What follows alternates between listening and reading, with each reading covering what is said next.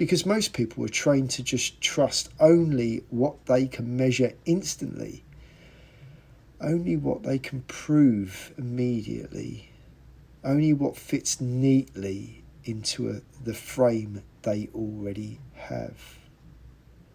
But some experiences don't do that. Some experiences stretch the frame. And once that happens, you're left with a choice. You either dismiss it because it doesn't fit, or you let it change the way you see. I let it change the way I see. And I think that's why it stayed with me so long. Because it wasn't just a strange story from the 90s. It was just, oh yeah, I did that unusual thing once. It became part of how I operate, part of how I read situations, part of how I interpret energy, tone, atmosphere, people, even decisions. And not in a dramatic way, not in a performative way, just quietly. It became part of my internal wiring. And I think the most honest way to say it is this. It made me less dismissive of subtle intelligence. That's probably the simplest truth. It made me take seriously the things that don't shout, the things that you can feel before you can explain them, the things that arrive as a whisper, not a headline. And in a world that is constantly pushing noise, speed, urgency, reaction, that matters.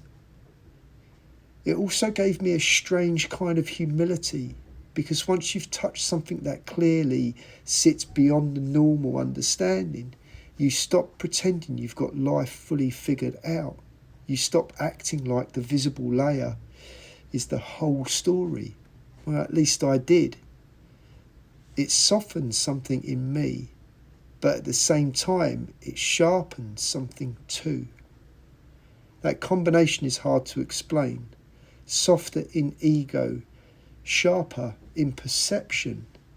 And that's probably closer to the truth of what changed more than anything else. So when I say it changed me, I don't mean in some big theatrical sense. I mean it changed the background operating system. It changed how I listen, how I observe, how I wait, how I sense. And years later, I can still trace parts of the way I think now back to those experiences then. That thread never really broke. It just evolved. And I think that's why I still talk about it. Not because I need to prove it. Not because I need people to believe it. Because that part was real for me. Because some experiences deserve to be spoken about honestly.